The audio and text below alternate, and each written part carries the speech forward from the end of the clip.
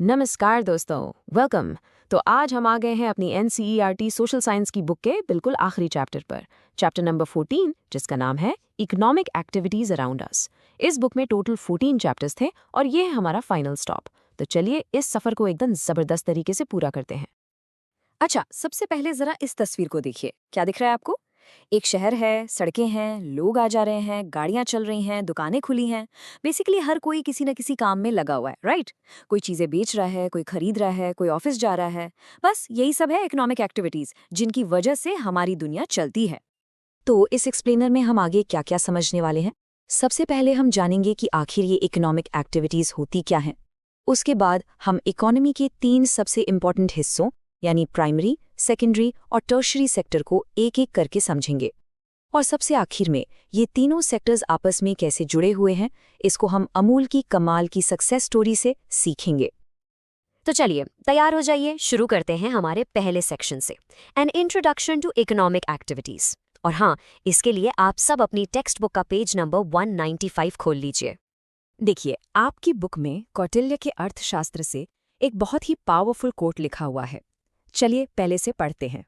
इसका सीधा सा मतलब यह है बच्चों कि किसी भी देश की खुशहाली, उसकी प्रॉस्पेरिटी की जो जड़ है वो इकोनॉमिक एक्टिविटी ही है। अगर देश में काम धंधा नहीं होगा तो गरीबी आ जाएगी, और इससे न सिर्फ आज का दिन बल्कि आने वाला कल यानी फ्यूचर भी खतरे में पड़ जाता है। अब एक इम्पॉर्टेंट टर्म को समझते हैं, मॉनेटरी वैल्यू। देखिए क्या लिखा है, value of something that can be measured in terms of money. आसान शब्दों में, किसी भी चीज की वो कीमत जिसे हम पैसों में तोल सकते हैं। तो इकोनॉमिक एक्टिविटीज बस वही काम है जिनको करने से ऐसी मॉनेटरी वैल्यू बनती है, यानी जिनके बदले में हमें पैसा मिलता है। ये चैप्टर फंडामेंटली हमें 3 बड़े सवालों के जवाब देगा। पहला, इकोनॉमिक एक्टिविटीज को हम किन ग्रुप्स में बांट सकते हैं। दूसरा, इन अलग अलग एक्टिविटीज में आखिर फर्क क्या होता है। और तीसरा और सबसे इम्पोर्टेंट, ये सारे सेक्टर्स आपस में जुड़े हुए कैसे हैं। चलिए इन्हीं सवालों के जवाब ढूंढते हैं मिलकर। तो अब हम आते हैं हमारे पहले क्लासिफिकेशन पर, जिसे कहते हैं द प्राइमरी सेक्टर। बच्चों, इसके लिए अपनी बुक का पेज नंबर 196 निकाल लीजिए। तो आखिर ये प्राइमरी सेक्टर है क्या? आपकी बुक में लिखा है, the group of activities that involves extraction of raw materials directly from nature. इसका मतलब वो सारे काम जो सीधे सीधे नेचर यानी प्रकृति से जुड़े हुए हैं। जब हम जमीन, पानी या जंगल से कुछ डायरेक्ट हासिल करते हैं तो वो प्राइमरी सेक्टर का हिस्सा है। चलिए कुछ एग्जाम्पल्स देखते हैं। इन इमेजेस को देखिए। एक तरफ एक किसान खेत जोत रहा है, ये है एग्रीकल्चर यानी खेती। और दूसरी तरफ जमीन से मिनरल्स निकाले जा रहे हैं, जिसे हम कहते हैं माइनिंग यानी खनन। ये दोनों ही काम डायरेक्ट नेचर पर डिपेंडेंट हैं, इसलिए ये प्राइमरी सेक्टर में आते हैं। और भी एग्जाम्पल्स हैं, जैसे समुद्र या नदी से मछलियां पकड़ना, जिसे कहते हैं फिशिंग यानी मत्स्य पालन, या फिर जंगलों से लकड़ी काट कर लाना यानी फॉरेस्ट्री। ये सब भी प्राइमरी सेक्टर का ही पार्ट है। बेसिकली जहां भी हम नेचर से रॉ मटेरियल ले रहे हैं वो प्राइमरी एक्टिविटी है। चलिए अब हम आगे बढ़ते हैं हमारे दूसरे स्टेज पर, जो है द सेकेंडरी सेक्टर। इसके बारे में आपको मिलेगा आपकी बुक के पेज नंबर 198 पर। देखिए इसकी डेफिनेशन क्या कहती है। The group of activities that involves processing of raw materials derived from primary sector into products। यानी इस सेक्टर में हम प्राइमरी सेक्टर से मिले कच्चे माल को यानी रॉ मटेरियल को प्रोसेस करके एक नई चीज बना देते हैं।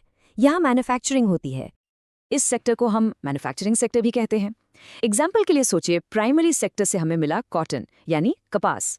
अब उस कपास को फैक्ट्री में ले जाकर उससे कपड़े बना दिए गए, या जमीन से निकले आयरन ओर से स्टील बनाया और उस स्टील से गाड़ियां बना दी। देखा, यहाँ रॉ मटेरियल का पूरा रूप ही बदल जाता है, उसमें वैल्यू ऐड हो जाती है। आपकी बुक में ये एक छोटा सा टेबल दिया है, जरा इस पर नजर डालिए। इंडिया में 2022 में 2 करोड़ से भी ज्यादा 2 व्हीलर्स बने। इससे आपको अंदाजा लग जाएगा कि हमारा सेकेंडरी सेक्टर कितना विशाल है। और हाँ बच्चों, ये जो डेटा होता है ना, ये कॉम्पिटिटिव एग्जाम्स के लिए बहुत इंपॉर्टेंट होता है, तो इसे जरूर नोट कर लीजिए। तो चलिए अब हम इकोनॉमी के तीसरे और आखिरी पिलर को समझते हैं, द टर्शरी सेक्टर। और इसके लिए आपको देखना है अपनी बुक का पेज नंबर 199। यहाँ डेफिनेशन लिखी है, the group of activities that involves the provision of services. इसका मतलब बिल्कुल साफ है, ये सेक्टर कोई नया सामान नहीं बनाता, बल्कि ये सर्विसेज यानी सेवाएं देता है। ये प्राइमरी और सेकेंडरी दोनों ही सेक्टर्स को उनका काम करने में हेल्प करता है, और इसीलिए इसका एक और नाम है सर्विस सेक्टर। तो इसके एग्जाम्पल्स क्या हो सकते हैं? सोचिए, ट्रांसपोर्टेशन यानी परिवहन, खेत से अनाज को फैक्ट्री तक कौन ले जाता है? ट्रक्स। फैक्ट्री में बने सामान को दुकानों तक कौन पहुंचाता है? ट्रांसपोर्ट। इसी तरह हॉस्पिटल्स में इलाज यानी हेल्थ केयर, बैंक में पैसों का लेन देन, स्कूल में पढ़ाई, ये सब सर्विसेज हैं और ये सब टर्शरी सेक्टर का हिस्सा हैं। ओके, अब आते हैं सबसे मजेदार हिस्से पर। ये तीनों सेक्टर्स प्राइमरी, सेकेंडरी, टर्शरी आपस में जुड़े हुए कैसे हैं? इसको समझने का सबसे अच्छा तरीका है एक रियल लाइफ स्टोरी। तो चलिए आपकी बुक के पेज नंबर 200 पर दी गई अमूल की फैसिनेटिंग स्टोरी को सुनते और समझते हैं। तो कहानी शुरू होती है गुजरात के एक शहर आनंद से। वहां के जो दूध बेचने वाले किसान थे वो बहुत परेशान थे। क्यों? क्योंकि जो मिडलमैन यानी बिचौलिए थे वो उनसे बहुत ही कम दाम पर दूध खरीद लेते थे। किसानों की मेहनत का पूरा पैसा उन तक पहुंच ही नहीं पा रहा था। तभी ये किसान अपनी इस प्रॉब्लम को लेकर गए सरदार वल्लभ भाई पटेल के पास, और उन्होंने किसानों को एक ऐसा रास्ता दिखाया जिसने सब कुछ बदल दिया। उन्होंने कहा, आप सब मिलकर अपनी एक कोऑपरेटिव बनाइए और इन मिडलमैन पर निर्भर रहना बंद कर दीजिए। तो ये कोऑपरेटिव या सहकारी समिति आखिर होती क्या है? देखिए, a group of people who voluntarily come together, मतलब ये कुछ लोगों का एक ग्रुप होता है जो अपनी मर्जी से अपने इकोनॉमिक और सोशल फायदे के लिए एक साथ आते हैं। इसमें सभी मालिक होते हैं और सारे फैसले भी सब मिलकर लेते हैं। यही अमूल की सुपर सक्सेस का राज बना। और यहीं पर हमें इन तीनों सेक्टर्स का कनेक्शन बिल्कुल साफ साफ दिखता है।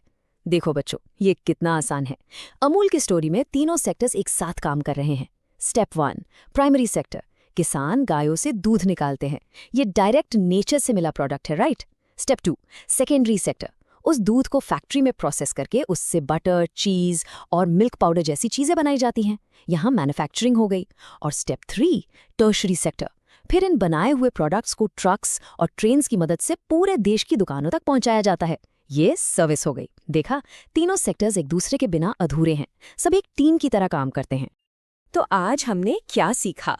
हमने सीखा कि इकोनॉमी के 3 मेन हिस्से हैं, प्राइमरी, सेकेंडरी और टर्शरी, और ये तीनों एक दूसरे से गहराई से जुड़े हुए हैं, एक दूसरे पर निर्भर हैं। अब आपके लिए एक सवाल है। जरा सोचिए, आप जो खाना खाते हैं से लेकर जो फोन आप यूज कर रहे हैं, इन सब चीजों को आप तक पहुंचाने में इन तीनों सेक्टर्स का क्या रोल है? तो इसके साथ हमारी सोशल साइंस की ये बुक यहाँ पर खत्म होती है। आई होप आपको इससे बहुत कुछ सीखने को मिला होगा। अब आपकी बारी, हमें कमेंट्स में बताइए कि अगला एक्सप्लेनर आप किस बुक और किस चैप्टर पर चाहते हैं। आपके सजेशंस हमारे लिए बहुत इंपॉर्टेंट हैं। ये चीज़ें ना सिर्फ आपके एग्जाम्स के लिए बल्कि इस दुनिया को समझने के लिए भी बहुत ज़रूरी हैं। मिलते हैं बच्चों अगले चैप्टर पे। तब तक के लिए पढ़ते रहिए, बढ़ते रहिए।